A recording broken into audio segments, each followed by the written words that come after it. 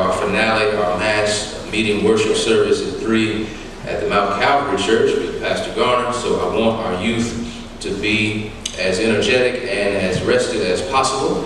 And so I want to come briefly today from the book of Daniel. Daniel chapter 1. If you would meet me in Daniel chapter 1. Well, Daniel chapter 1. I want to commence at verse 1. Daniel chapter 1, verse 1.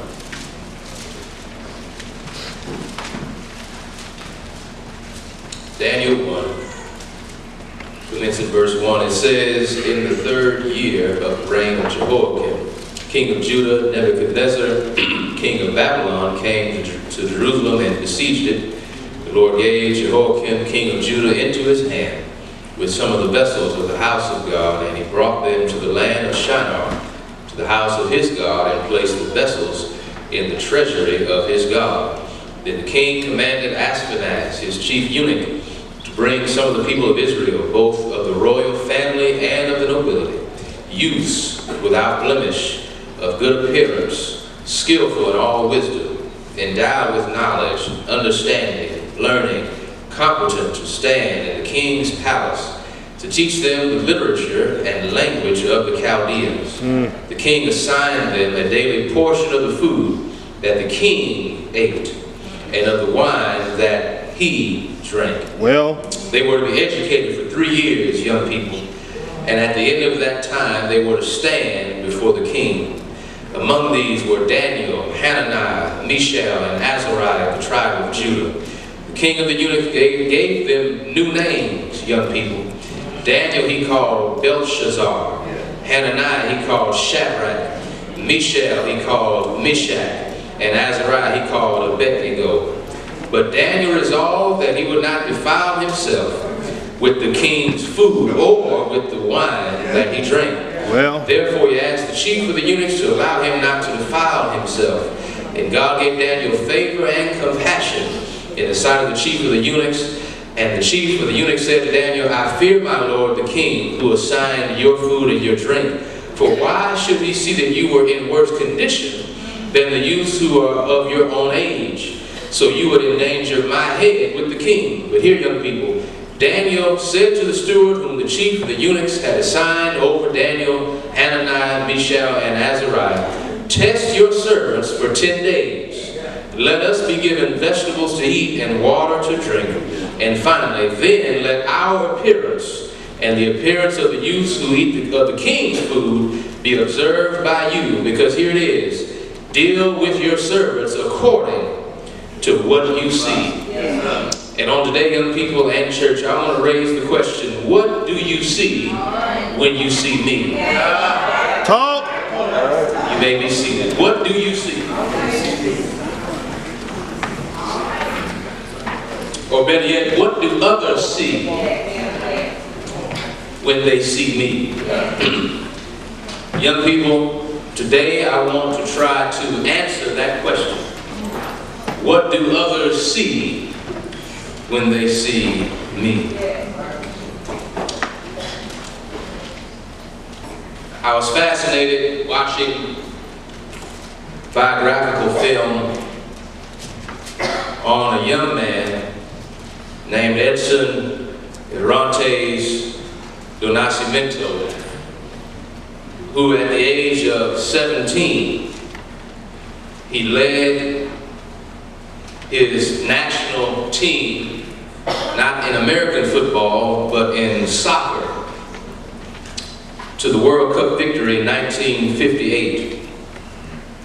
Not only did he lead them at age 17 in 1958, but the Brazilian national team won the World Cup 2 additional times in 1962 and in 1970.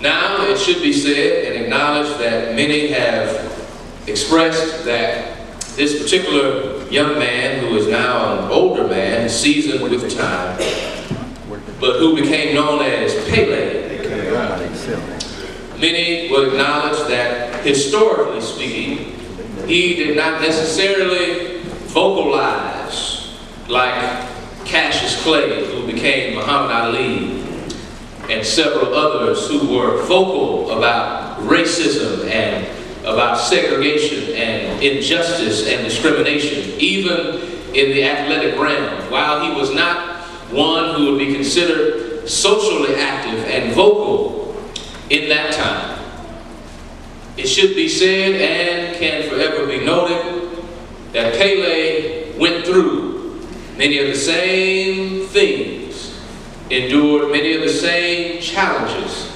as many of the black athletes at that time, despite the fact that they were performing at the highest level on the world stage.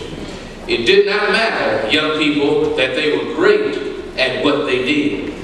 Because at that time, and even in this time, you will still find at different times that the color of your skin and where you come from, in some people's eyes, is still a problem.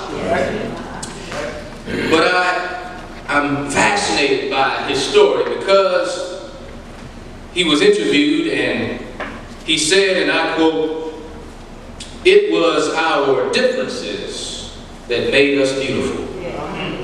You see, Pelé was a darker skinned brother. He was from Brazil, but he was a darker complexion. He had a darker complexion. So he stood out even among his Brazilian teammates. And the Brazilian team, it was interesting, was known because they had lost twice years earlier in the World Cup. And they were criticized, watch this, because of what was known as their Jenga style of soccer. Jenga came and had roots both in Africa, it had roots in the capoeira. It was a very rhythmic way and a very expressive way of playing soccer. And so because the Jenga style did not match the more traditional Eurocentric style of soccer, it was criticized when they lost on the global stage. But Pelé had to make a decision on whether or not he was going to be who he was or conform to someone else's perception and standard of who they thought he should be. Young people, I'm going to say that again. At age 17, Pelé, who played soccer at age 17, at the World Cup had to decide if he would maintain his distinction or if he would try to fit in. And because he decided he would maintain his distinction and not be ashamed of who he was and where he came from, it was for that very reason that he was able to lead at 17 the Brazilian national soccer team to 3 World Cups. Well, set it up, Doc. And in Scripture on today, I've come to simply remind us that it really is our differences that make us beautiful. Because the Bible highlights that as Christian youth, as people who are believers in God, that we are people of distinction. Psalm 39 says this way, "I praise you because I am fearfully and wonderfully made. Your works are wonderful, and I know that full well because my frame was not hidden from you when I was made in the secret place, when I was woven together in the depths of the earth. Your eyes saw my unformed body. All the days ordained for me were written in your book before one of them came to be." That's what the psalmist says. The psalmist says we have been fearfully and wonderfully made. That means we've been especially and uniquely crafted by our Creator. That's why we all young people have fingerprints. Even twins have different fingerprints. Because God made everybody somebody special. And what I want to say briefly today is that don't ever let anybody convince you that God does not have something special in store for your life. And do I have any parents and grandparents and aunts and uncles who can attest to the fact that God has made every one of these young people special, that God has given all of them gifts and talents and skills, and that if they apply themselves, if they develop their minds, if they're willing to turn off that TV long enough, if you're willing to put down your phone long enough, if you're willing to get off Facebook long enough, hey, I get on Instagram too, but if you get off long enough, cultivate your heart, then God can do wonderful things. Yeah! Talk! Yes, sir! That's why I have more people that were excited about the fact that I said God can do amazing and powerful and world-changing, impacting, transformative things, not just through us, but through them. Yeah! King died at 39. He died at 39. Right. Jesus was 30. All right. But he was 12. Thank you, Holy Ghost. Yeah. The only tidbit, the only anecdote, the only scriptural reference to Jesus in person between his infancy, his arrival in the flesh, and his life as the man who would lead himself and his life and his disciples toward crucifixion was Luke chapter 2 at age 12. 12, yes, The sir. Bible says that when his mother and father and family were leaving from the Jewish festival, that he stayed back. Come on, if you read your Bible, you can help me right here. He stayed back in the temple. And when they figured out that he was left back and they made it back to him, his mother said, "Why would you do this? Why would you scare us? Why would you frighten us like this?" And he said, "Didn't you know that I had to be about my father's business?" Age 12. It was nothing meant in disrespect to his earthly father, but he was saying, Age 12, yeah. So at age 12, Jesus already knew. And was already given visible and verifiable, observable evidence that something special was going on. And the Bible says this, young people. The Bible says Jesus increased. If you're young in here, say increase. I need all my youth to look at me and say increase. To increase means to grow. That's all it means. It means to develop, to grow, to mature. And it said he not only matured in physical stature, but he matured in his thinking, in his intellectual capacity, and in favor with God and with people. That's what it said, Doc. So God has something special in store for our young people. And that's why we're celebrating them on today, because 1 Peter says you are a chosen generation, royal priesthood, a holy nation, and watch this, a peculiar people. That means you're going to stand out. You're going to be different. You're going to be distinct. You're going to have people wonder why you tuck your shirt in. You're going to have people that wonder why you don't get back on Kick and Facebook and Instagram and trash your classmates after they tried to trash you. Talk. You wonder why. Talk, Doc. Somebody saying some of the adults in there need to hear that. Yeah, they're not the only ones on Instagram and Facebook. Many of us are on it too. And we've got to always understand that whatever they can find about us on there.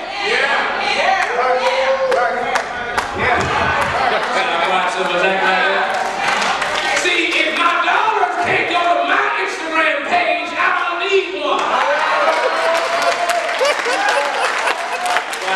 Hey!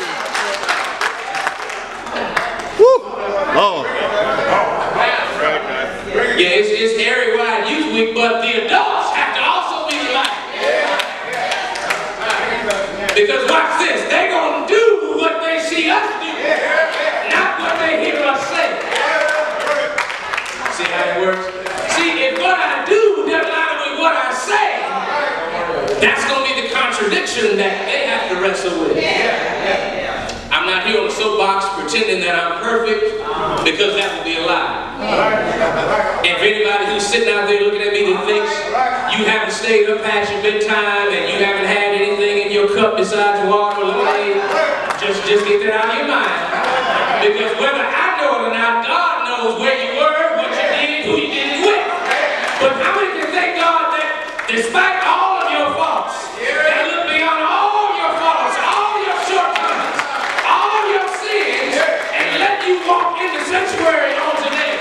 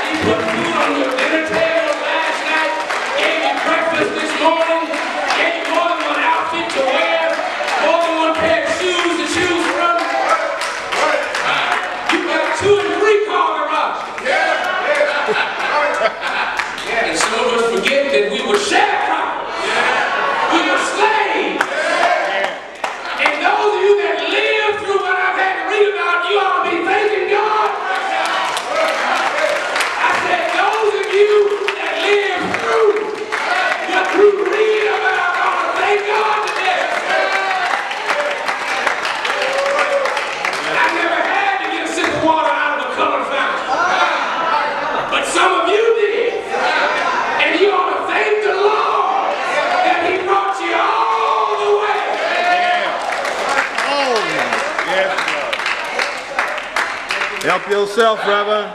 Because they're going to praise him the way we praise him. See, we give them permission to be free. They won't be uninhibited if we're inhibited. Because they're going to be nervous and think that we might look down on their ability to be free. So that's why when we come to church, we've got to praise God with all that we have. Bless the Lord, oh my soul. And all. And all that is within me. Bless his holy name. Thank you, Holy Ghost. And forget not all his benefits. You are beneficiaries of a loving and merciful God. So young people, we're going to be done at 12:30, I promise you. So what do you see? What do others see when they see us? Because in our text, Daniel and his 3 brothers, Daniel and these young men, they were taken from their home. They were taken, they were deported, they were taken from their homeland. We have a new king who's in power. And now these young men are being placed in a situation, watch this, where they change their name. They change their identities in order to indoctrinate them. But here it is, they wanted not the worst, but the best. They wanted to take these young people and teach them the language and the literature so that they wouldn't ever think about where they came from, but about how they could serve the new king. In church on today, we've got a king, we've got a president right now that would not mind if an entire generation of people wouldn't mind forgot about where they came how we from. actually arrived here in 2018. And we've got to be very alert and awake, woke, as somebody said. We've got to stay woke, like Essence Magazine said. That's not just for the women, that's for everybody. You've got to be alert about what's going on in America right now. We are literally battling for the soul of America. If you don't believe me, keep watching CNN. Keep watching Fox and keep watching MSNBC. Time will reveal, and history will tell how significant this moment in time is, that he was elected and how we respond. Time will tell. And those who are silent, time will judge you also. And I don't care if you're black or white, in the church or not in the church, time will judge. And I will not be one of those preachers that sit silently by and pretend that I can wear my nice suit and drive my nice car and come to church and act like what's going on isn't going on.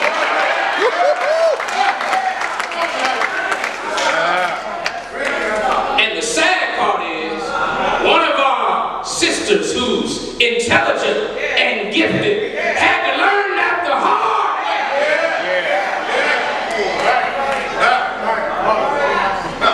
Because when it was done, she was escorted off the premise. And that's how it works. See, some of us get quiet right there. We don't like that. But I'm going to tell you what's true. No fake news in this pulpit. Because when folks don't care about you, they'll use you until they use you up. And then say, good day.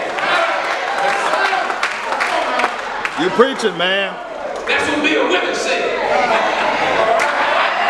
Somebody knows what I'm talking about. They don't know, but y'all know. He said, use me till you use me up. But sometimes it's sad.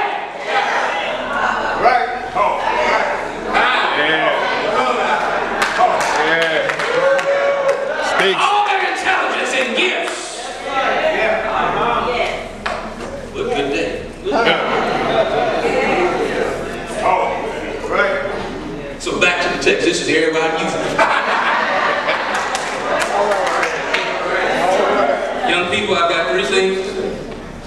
Three things that others should see. Three things that others should see when they see us. What was it about Daniel and his brothers? What was it about them? Because in verse 8 it says that he resolved Purpose, yes sir, in his that heart. he would not defile. So what is it about us that others should see in us? What do others see when they see us? Because here it is, our faith convictions enable us to maintain our distinction. Watch this, when we get tempted to conform.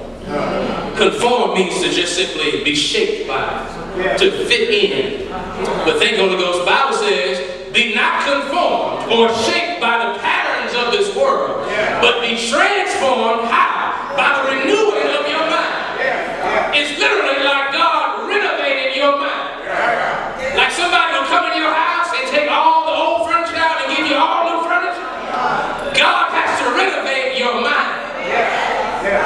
That's how we achieve transformation. It starts in the mind. So how do we maintain our distinction? Well, number one, others should see some compelling characteristics.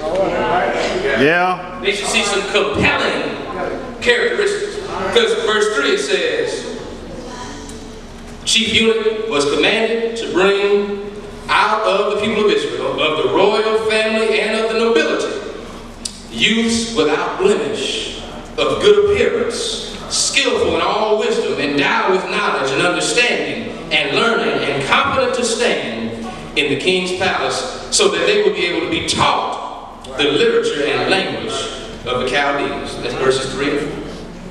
You see, their association was important. See, who they represented. They represented royalty and nobility. See, if we're not careful, and this is for all of us, we can forget where we come from. I don't just mean what's strong. That's important too. I'm talking about historically. Right. Yeah. We've got to remind our young people that we come from royalty. Holy. We come from a noble people. That if we suffered and we did indignity, that was after somebody subjected us. But prior to slavery and subjection, we had royal history. We literally come from kings and queens. We are descendants of nobility. And young people, again, listen, I like to listen to music. I know you do too. We talked about that before, didn't we? We talked about that. And that's cool. But I want you to read too. Even if you read it on your phone, on your tablet, read about some of the people that came before. Read about W.B. Du Bois. Read about Madam C.J. Walker. Read Maya Angelou. Read George Washington Carver. You need to know who these people are. Because that's your lineage. Yes, sir. You are descendants of royalty and nobility. And if you know where you come from and who you're related to, you won't act any kind of way. Because that's the association. Yeah. But see, the appearance was important too. Text says, without blemish, good appearance. You see, we don't control, I said it before, how we're perceived, but we do control how we present ourselves. Young people, you don't control what others will say about you, but you do control what you give them to say.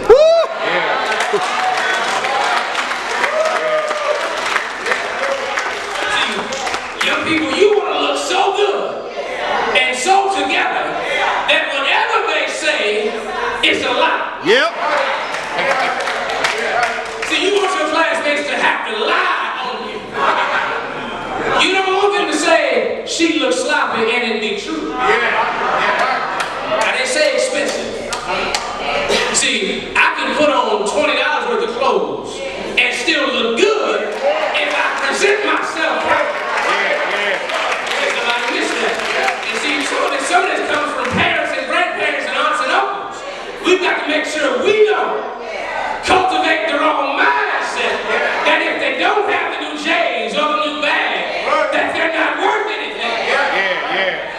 Help yourself, Reverend. Listen, I'm all for it. I told y'all at Christmas, I have a wife and 2 daughters. I would be foolish to think that I did not have the responsibility to express my love and affection in tangible ways with gifts. So I'm not against gifts, and I'm not against you spending your money on what you want to spend it on. You made it spend it, but just don't let it spend you. Don't let your money define you.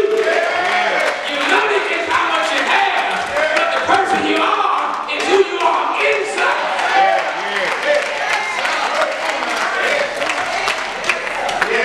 Because your money can be here today and going on. But who are you without the money?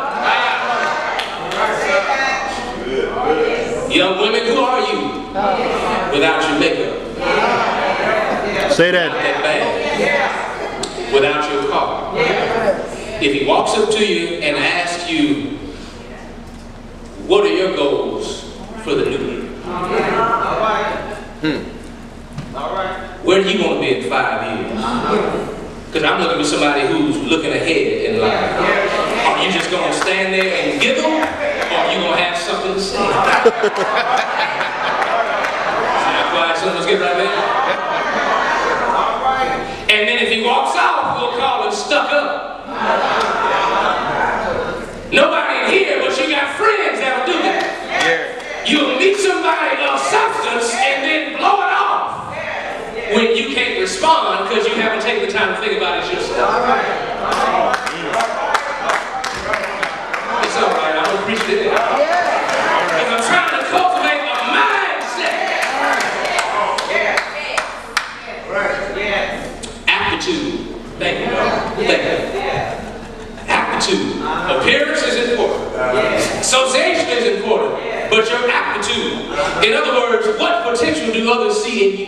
Because the text says they had great understanding, they were skillful in all wisdom and diverse knowledge.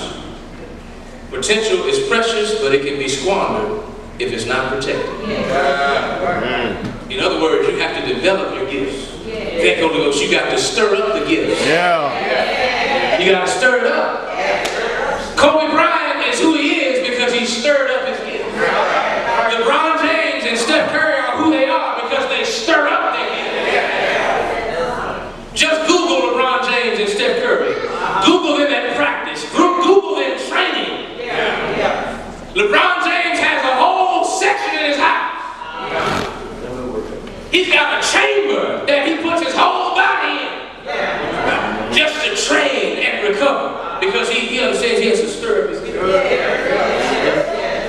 So you can be gifted, but you got to stir it up if God's going to get out of you all that is within you. So young people, others should see compelling characteristics. But secondly, others should see our concern about what we consume. Others should see our concern about what we consume. Verse 8 says, Daniel made up his mind. That word resolve just means he made up his mind that he would not contaminate himself. He would not defile himself with what? The king's food. Young people, there wasn't poison literally in the food or the wine. That's not what Daniel said. Daniel's simply saying that he grew up a Hebrew boy. And his upbringing and his diet was different than that of the Chaldeans. That's right. So he was used to eating vegetables and drinking water. Teach. The king said, I want to give you steak and wine. Teach. Teach. That's that. Teach. King said, I want to eat steak and drinking wine. Daniel said, I'm used to water and vegetables. Teach. Teach. And he made up his mind that he could not enjoy the steak and wine because that was not what he was brought up on. And watch this, he didn't know how his system would respond to foreign substances. Young people, I'm not talking about food. Talk. Daniel was, but I'm talking about what we consume culturally.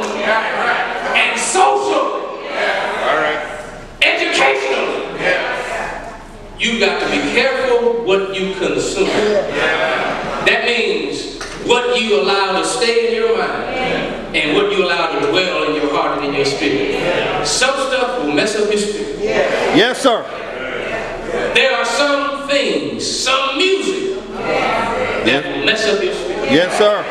Yes, sir. Have you ever thought, thank Holy Ghost, that's why David was called into King Saul to play as a musician, because music alters the atmosphere. It changes your mindset and your mood. That's why on your honeymoon you didn't play Mississippi Mass Choir.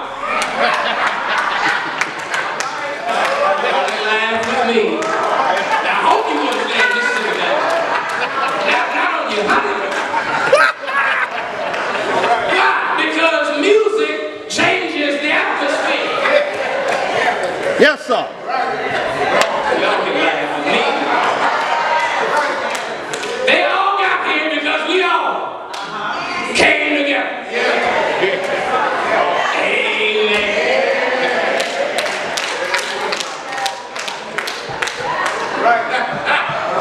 So music changes the atmosphere. So young people, you got to be careful what you digest. Wow. Good word. Good word. So listen to Lil Uzi Vert and Drake, but listen closely. And the reason the parents, why I'm telling them listen, because I know they listen. So for me to act like they're not listening, that would be false. But since I know you listen and watch it, be careful what you watch and listen to. And how long. Because if you let some of that stuff get your spirit too long, watch this, you'll find yourself trying to look out a song. You'll go to school, walk around like you really Lil Uzi Vert. You really walk in school like you Migo. And you'll forget, no, my name is Darryl, my name is Janelle, my name is Mackenzie, and I'm a child of the King. Yes, sir. So I've got homework to do and I've got grades to maintain. I've got a standard by which I live. So finally, after you maintain your characteristics and allow others to see the concern you have about what you consume, I close with this. Others should see our confidence and our courage in critical moments. Yes, sir. Others should see courage in crucial and critical moments. Because here's what Daniel did, and I'm done. I really am done. Daniel went to the person in charge, and he said, "Sir, if you would please, I have a special request. I'm asking you, if you would allow my brothers and I to maintain the diet we've always had. And 10 days from now, I want you to come and check us out, check everybody else out. And when you make your comparison, tell me what you see." Yeah. He said, "Let everybody else eat steak and wine. We're going to eat vegetables and drink water. And when the time comes, come back, examine us, evaluate us, and then tell me what you see." Yes, sir. Daniel had the courage to believe that if he stood on his convictions, that God would come through. He said, "I'm going to have say, have courage in tough times. Have courage in hard times. Have courage in difficult times. Because it's in those times that God develops you. It's in those times that God distinguishes you. It's in those times that God will raise you up and put you on display. Anybody here glad that the Lord is putting them on display? That He put all their gifts and all their talents, all their skills on display. Because that's what He wants others to see when they see them. Compelling characteristics, concern about what they consume, and encourage in the toughest of moments. And young people, if you do that, then you'll always rest assured that others will see the God in you. Amen. Let's all stand. 5 minutes over.